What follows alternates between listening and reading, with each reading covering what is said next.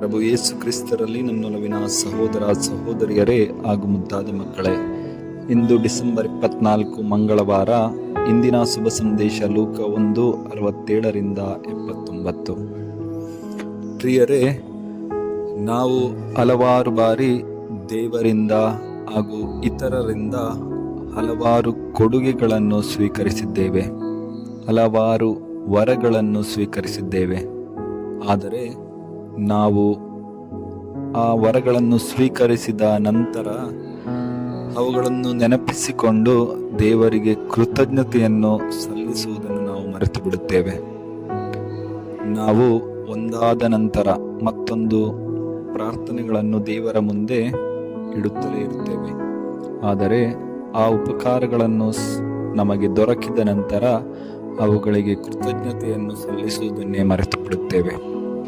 ಇಂದಿನ ಶುಭ ಸಂದೇಶದಲ್ಲಿ ಜಕರಿಯನು ದೇವರು ಆತನಿಗೂ ಆತನ ಕುಟುಂಬಕ್ಕೂ ನೀಡಿದಂತಹ ವರದಾನಗಳನ್ನು ನೆನೆಸುತ್ತಾ ಆತ ದೇವರಿಗೆ ಕೃತಜ್ಞತೆಯನ್ನು ಸಲ್ಲಿಸುತ್ತಾನೆ. ಹಾಗೂ ಆತನು ಕೆಲ ಕಾಲ ಮೂಕನಾಗಿದ್ದರೂ ಆ ಒಂದು ಶಾಪದಿಂದ ಆತನನ್ನು ದೇವರು ಬಿಡುಗಡೆ ಮಾಡಿದಾಗ ಆತ ಮೊದಲನೆಯದಾಗಿ ಮಾಡುವುದು ದೇವರ ಸ್ತುತಿ.